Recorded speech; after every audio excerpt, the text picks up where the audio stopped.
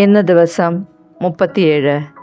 ഇന്ന് വായിക്കുന്ന വചനഭാഗങ്ങൾ പുറപ്പാട് അധ്യായങ്ങൾ 17 18, ലേവ്യർ അധ്യായം 12, സങ്കീർത്തനങ്ങൾ അധ്യായം 73.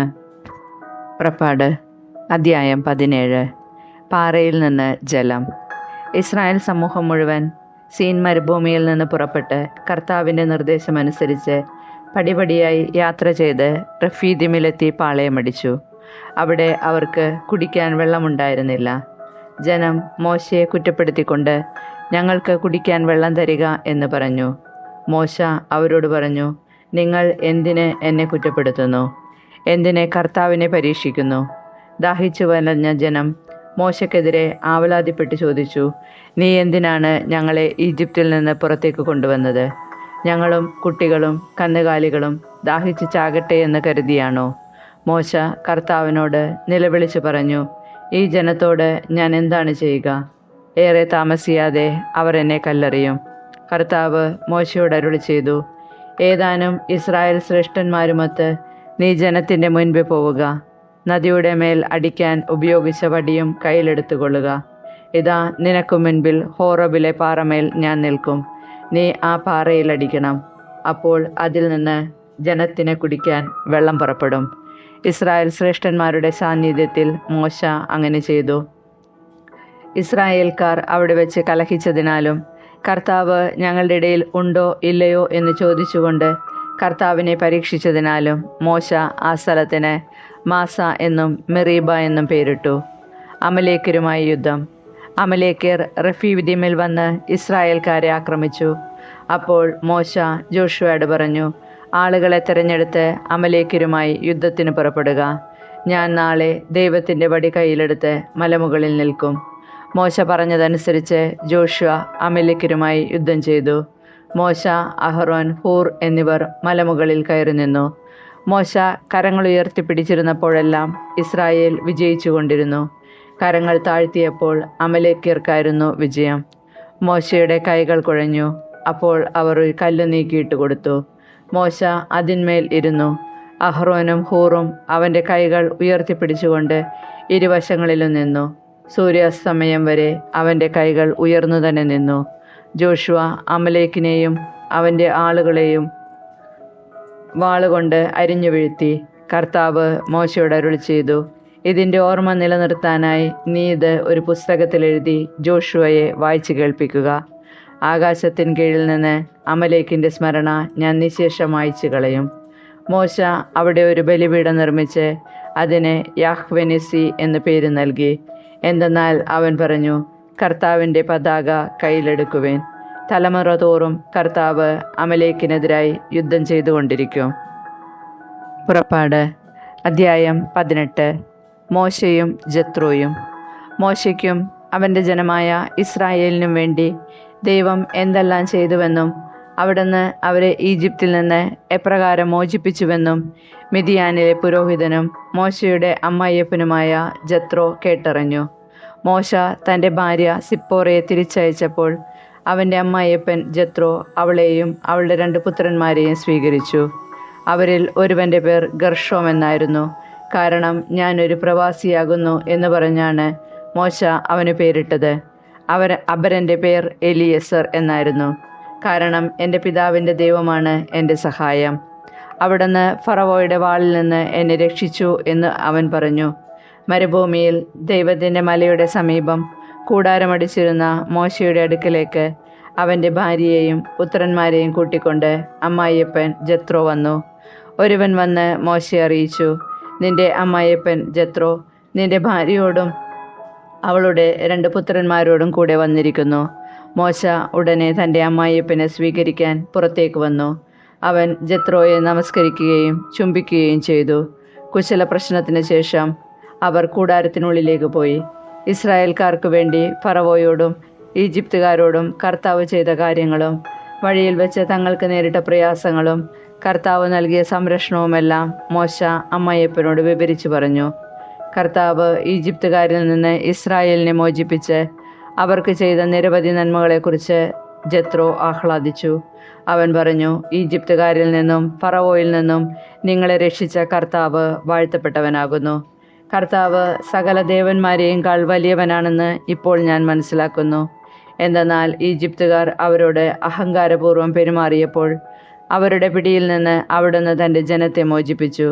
മോശയുടെ അമ്മായിയപ്പനായ ജത്രോ ദൈവത്തിന് ദഹനബലിയും മറ്റ് ബലികളും സമർപ്പിച്ചു. ജത്രോടൊന്നിച്ച് ദൈവസന്നിധിയിൽ ഭക്ഷണം കഴിക്കുന്നതിനായി അഹറോനും ഇസ്രായേലിലെ ശ്രേഷ്ഠന്മാരും വന്നു. ന്യായാധിപന്മാർ. പിറ്റേ ദിവസം മോശ ജനത്തിൻ്റെ തർക്കങ്ങൾ തീർക്കാൻ ഉപവിഷ്ടനായി. പ്രഭാതം മുതൽ പ്രദോഷം വരെ ജനങ്ങൾ മോശയുടെ ചുറ്റും കൂടി നിന്നു. മോശ തൻ്റെ ജനത്തിനു വേണ്ടി ചെയ്യുന്നതെല്ലാം കണ്ടപ്പോൾ അമ്മായിയപ്പനായ ജത്രോ അവനോട് ചോദിച്ചു, നീ ജനത്തിനു വേണ്ടി ചെയ്യുന്നതെന്താണ്? രാവിലെ മുതൽ വൈകുന്നേരം വരെ ജനമെല്ലാം നിന്റെ ചുറ്റും കൂടി നിൽക്കാൻ ഇടയാകത്തക്ക വിധം നീ ഇവിടെ ഒറ്റയ്ക്കിരിക്കുന്നത് എന്തുകൊണ്ട്? മോശ പറഞ്ഞു, ദൈവഹിതമറിയാനായി ജനം എന്നെ സമീപിക്കുന്നു. എന്തെങ്കിലും തർക്കമുണ്ടാകുമ്പോൾ അവർ എൻ്റെ അടുക്കൽ വരുന്നു. ഞാൻ അവരുടെ കലഹങ്ങൾ തീർക്കുന്നു. ദൈവത്തിൻ്റെ ചട്ടങ്ങളും നിയമങ്ങളും അവരെ പഠിപ്പിക്കുകയും ചെയ്യുന്നു. അപ്പോൾ അവൻ പറഞ്ഞു, നീ ചെയ്യുന്നത് ശരിയല്ല. നീയും നിന്റെ കൂടെയുള്ള ജനങ്ങളും ക്ഷീണിച്ച് വിവശരാകും. ഇത് ഭാരമേറിയ ജോലിയാണ്.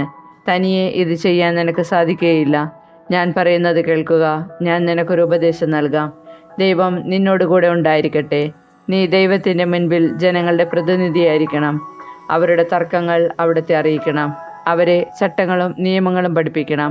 അവർ ചരിക്കേണ്ട മാർഗവും അനുഷ്ഠിക്കേണ്ട കർത്തവ്യങ്ങളും അവർക്ക് നിർദ്ദേശിച്ചു കൊടുക്കണം. കഴിവും ദൈവഭയമുള്ളവരും സത്യസന്ധരും കൈക്കൂലി വെറുക്കുന്നവരുമായ ആളുകളെ ജനത്തിൽ നിന്ന് തിരഞ്ഞെടുത്ത് അവരെ 1000ഉം 100ഉം 50ഉം 10ഉം വീതമുള്ള ഗണങ്ങളുടെ അധിപന്മാരായി നിയമിക്കുക. അവർ എല്ലായ്പ്പോഴും ജനങ്ങളുടെ തർക്കങ്ങൾക്ക് തീർപ്പ് കൽപ്പിക്കട്ടെ. വലിയ കാര്യങ്ങൾ നിന്നെ ഏൽപ്പിക്കുകയും ചെറിയവ അവർ തന്നെ തീരുമാനിക്കുകയും ചെയ്യട്ടെ. അങ്ങനെ അവർ നിന്നെ സഹായിക്കുമ്പോൾ നിന്റെ ജോലി എളുപ്പമാകും. അത് ദൈവകൽപ്പനയാണെന്ന് ഗ്രഹിച്ച് ഇപ്രകാരം പ്രവർത്തിച്ചാൽ ജോലി നിർവിഘ്നം തുടരാൻ നിനക്ക് സാധിക്കും. ജനങ്ങൾ സംതൃപ്തരായി തങ്ങളുടെ വസതികളിലേക്ക് മടങ്ങുകയും ചെയ്യും. മോശ അമ്മായിയപ്പൻ്റെ ഉപദേശം കേട്ട് അതനുസരിച്ച് പ്രവർത്തിച്ചു. മോശ ഇസ്രായേൽക്കാരിൽ നിന്ന് സമർത്ഥരായ ആളുകളെ തിരഞ്ഞെടുത്ത് 1000ഉം 100ഉം 50ഉം 10ഉം വീതമുള്ള ഗണങ്ങളുടെ മേൽ അവരെ അധിപന്മാരായി നിയമിച്ചു. അവർ എല്ലായ്പ്പോഴും ജനങ്ങളുടെ ഇടയിൽ നീതി നടത്തി. സുപ്രധാനമായ കാര്യങ്ങൾ മോശയെ ഏൽപ്പിച്ചു. ചെറിയ കാര്യങ്ങൾ അവർ തന്നെ തീരുമാനിച്ചു. അനന്തരം മോശ അമ്മായിയപ്പനെ യാത്രയാക്കി. അവൻ സ്വന്തം നാട്ടിലേക്ക് മടങ്ങി. ലേവ്യർ. അധ്യായം 12. മാതാക്കളുടെ ശുദ്ധീകരണം. കർത്താവ് മോശയോട് അരുളി ചെയ്തു, ഇസ്രായേൽ ജനത്തോട് പറയുക, ഗർഭം ധരിച്ച് ആൺകുഞ്ഞിനെ പ്രസവിക്കുന്ന സ്ത്രീ ഋതുകാലത്തെന്ന പോലെ 7 ദിവസത്തേക്ക് അശുദ്ധയായിരിക്കും. 8-ാം ദിവസം കുട്ടിയെ പരിച്ഛേദനം ചെയ്യണം. പിന്നെ രക്തത്തിൽ നിന്നുള്ള ശുദ്ധീകരണത്തിനായി അവൾ 33 ദിവസം കാത്തിരിക്കണം. ശുദ്ധീകരണ ദിവസങ്ങൾ കഴിയുന്നതുവരെ വിശുദ്ധ വസ്തുക്കൾ സ്പർശിക്കുകയോ വിശുദ്ധ സ്ഥലത്ത് പ്രവേശിക്കുകയോ അരുത്. എന്നാൽ പെൺകുഞ്ഞിനെയാണ് പ്രസവിക്കുന്നതെങ്കിൽ ഋതുകാലത്തെന്ന പോലെ 2 ആഴ്ചത്തേക്ക് അവൾ അശുദ്ധിയായിരിക്കും. രക്തത്തിൽ നിന്നുള്ള ശുദ്ധീകരണത്തിനായി 66 ദിവസം കാത്തിരിക്കണം. കുഞ്ഞ് ആണോ പെണ്ണോ ആകട്ടെ, ശുദ്ധീകരണത്തിൻ്റെ ദിനങ്ങൾ പൂർത്തിയാകുമ്പോൾ അവൾ കുഞ്ഞിനു വേണ്ടി 1 വയസ്സുള്ള ഒരു ആട്ടിൻകുട്ടിയെ ദഹനബലിക്കായും ഒരു ചെങ്ങാലിയെയോ പ്രാവിൻ കുഞ്ഞിനെയോ പാപപരിഹാര ബലിക്കായും സമാഗമ കൂടാരത്തിൻ്റെ വാതിൽക്കൽ പുരോഹിതൻ്റെ മുൻപിൽ കൊണ്ടുവരണം. അവൻ അവയെ കർത്താവിൻ്റെ സന്നിധിയിൽ അർപ്പിച്ച് അവൾക്ക് വേണ്ടി പാപപരിഹാരം ചെയ്യണം. അപ്പോൾ രക്തസ്രാവത്തിൽ നിന്ന് അവൾ ശുദ്ധിയാകും. ഇതാണ് ആൺകുഞ്ഞിനെയോ പെൺകുഞ്ഞിനെയോ പ്രസവിക്കുന്ന സ്ത്രീക്കുള്ള നിയമം. ആട്ടിൻകുട്ടിയെ സമർപ്പിക്കാൻ അവൾക്ക് കഴിവില്ലെങ്കിൽ 2 ചെങ്ങാലികളെയോ 2 പ്രാവിൻ കുഞ്ഞുങ്ങളെയോ കൊണ്ടുവരട്ടെ. ഒന്ന് ദഹനബലിക്കും മറ്റേത് പാപപരിഹാര ബലിക്കും പുരോഹിതൻ അവൾക്ക് വേണ്ടി പാപപരിഹാരം ചെയ്യണം. അപ്പോൾ അവൾ ശുദ്ധയാകും. സങ്കീർത്തനങ്ങൾ. അധ്യായം 73. ദുഷ്ടൻ്റെ ഐശ്വര്യം. ദൈവം ഇസ്രായേലിന് നല്ലവനാണ്, നിർമ്മലമായ ഹൃദയമുള്ളവർക്ക് തന്നെ. എൻ്റെ കാലുകൾ ഇടറാൻ ഭാവിച്ചു, എൻ്റെ പാദങ്ങൾ വഴുതാൻ തുടങ്ങി. ദുഷ്ടൻ്റെ ഐശ്വര്യം കണ്ടിട്ട് അഹങ്കാരികളോട് എനിക്ക് അസൂയ തോന്നി. അവർക്ക് തീവ്രവേദനകളില്ല, അവരുടെ ശരീരം തടിച്ചു കൊഴുത്തിരിക്കുന്നു. അവർക്ക് മറ്റുള്ളവരെ പോലെ കഷ്ടതകളില്ല, മറ്റുള്ളവരെ പോലെ അവർ പീഡിതരുമല്ല. ആകയാൽ അവർ അഹങ്കാരം കൊണ്ട് ഹാരമണിയുന്നു. അക്രമം അവർക്ക് അങ്കിയാണ്. മേധസ്സുമുറ്റിയ അവർ അഹന്തയോടെ വീക്ഷിക്കുന്നു. അവരുടെ ഹൃദയത്തിൽ ഭോഷത്വം കവിഞ്ഞൊഴുകുന്നു. അവർ പരിഹസിക്കുകയും ദുഷ്ടതയോടെ സംസാരിക്കുകയും ചെയ്യുന്നു. പീഡിപ്പിക്കുമെന്ന് അവർ ഗർവോടെ ഭീഷണിപ്പെടുത്തുന്നു. അവരുടെ അധരങ്ങൾ ആകാശത്തിനെതിരെ തിരിയുന്നു. അവരുടെ നാവ് ഭൂമിയിൽ ദൂഷണം പരത്തുന്നു. അതുകൊണ്ട് ജനം അവരെ നോക്കി പ്രശംസിക്കുന്നു. അവരിൽ കുറ്റം കാണുന്നില്ല. ദൈവത്തിന് എങ്ങനെ അറിയാൻ കഴിയും? അത്യുന്നതന് അറിവുണ്ടോ എന്ന് അവർ ചോദിക്കുന്നു. ഇതാ, ഇവരാണ് ദുഷ്ടർ. അവർ സ്വസ്ഥത അനുഭവിക്കുന്നു. അവരുടെ സമ്പത്ത് വർദ്ധിക്കുന്നു. ഞാൻ എൻ്റെ ഹൃദയത്തെ നിർമ്മലമായി സൂക്ഷിച്ചതും എൻ്റെ കൈകളെ നിഷ്കളങ്കതയിൽ കഴുകിയതും വ്യർത്ഥമായി. ഞാനിതാ ഇടവിടാതെ പീഡിപ്പിക്കപ്പെടുന്നു. എല്ലാ പ്രഭാതത്തിലും ദണ്ഡനമേൽക്കുന്നു. ഞാനും അവരെപ്പോലെ സംസാരിക്കാൻ ഒരുങ്ങിയിരുന്നെങ്കിൽ ഞാൻ അങ്ങയുടെ മക്കളുടെ തലമുറയെ വഞ്ചിക്കുമായിരുന്നു. എന്നാൽ ഇത് ഗ്രഹിക്കേണ്ടത് എങ്ങനെയെന്ന് ഞാൻ ചിന്തിച്ചെങ്കിലും അത് ക്ലേശകരമായി എനിക്ക് തോന്നി. എന്നാൽ ദേവാലയത്തിൽ ചെന്നപ്പോൾ അവരുടെ അവസാനമെന്തെന്ന് ഞാൻ ഗ്രഹിച്ചു. അങ്ങ് അവരെ തെന്നുന്ന സ്ഥലത്ത് നിർത്തിയിരിക്കുന്നു. അവർ നാശത്തിലേക്ക് വഴുതി വീഴാൻ അങ്ങിടയാക്കിയിരിക്കുന്നു. അവർ എത്ര വേഗം നശിച്ചുപോയി. ഭീകരതകളാൽ അവർ നിശേഷം തൂത്തെറിയപ്പെട്ടു. ഉണരുമ്പോൾ മായുന്ന സ്വപ്നം പോലെയാണവർ. അങ്ങ് ഉണർന്ന് അവരെ കുടഞ്ഞെറിയുന്നു. എൻ്റെ ആത്മാവിൽ കയ്പ് നിറഞ്ഞപ്പോൾ, എൻ്റെ ഹൃദയത്തിന് മുറിവേറ്റപ്പോൾ ഞാൻ മൂഢനും അജ്ഞനുമായിരുന്നു. അങ്ങയുടെ മുൻപിൽ ഞാനൊരു മൃഗത്തെ പോലെയായിരുന്നു. എന്നിട്ടും ഞാൻ നിരന്തരം അങ്ങയോട് കൂടെയാണ്. അവിടുന്ന് എൻ്റെ വലതു കൈ ഗ്രഹിച്ചിരിക്കുന്നു. ഉപദേശം തന്ന് അങ്ങനെ നയിക്കുന്നു. പിന്നീട് അവിടുന്ന് എന്നെ മഹത്വത്തിലേക്ക് സ്വീകരിക്കും. സ്വർഗത്തിലല്ലാതെ ആരാണ് എനിക്കുള്ളത്? ഭൂമിയിലും അങ്ങയെയല്ലാതെ ഞാൻ ആരെയും ആഗ്രഹിക്കുന്നില്ല. എൻ്റെ ശരീരവും മനസ്സും ക്ഷീണിച്ചു പോയേക്കാം. എന്നാൽ ദൈവമാണ് എൻ്റെ ബലം. അവിടുന്നാണ് എന്നേക്കുമുള്ള എൻ്റെ ഓഹരി. എന്തെന്നാൽ അങ്ങിൽ നിന്ന് അകന്നു നിൽക്കുന്നവർ നശിച്ചു പോകും. അങ്ങയോട് കാപട്യം കാണിക്കുന്നവരെ അങ്ങ് സംഹരിക്കും. എന്നാൽ ദൈവത്തോട് ചേർന്ന് നിൽക്കുന്നതാണ് എൻ്റെ ആനന്ദം. ദൈവമായ കർത്താവിനെ ഞാൻ അഭയം പ്രാപിച്ചിരിക്കുന്നു. അവിടുത്തെ പ്രവൃത്തികളെ ഞാൻ പ്രഘോഷിക്കും.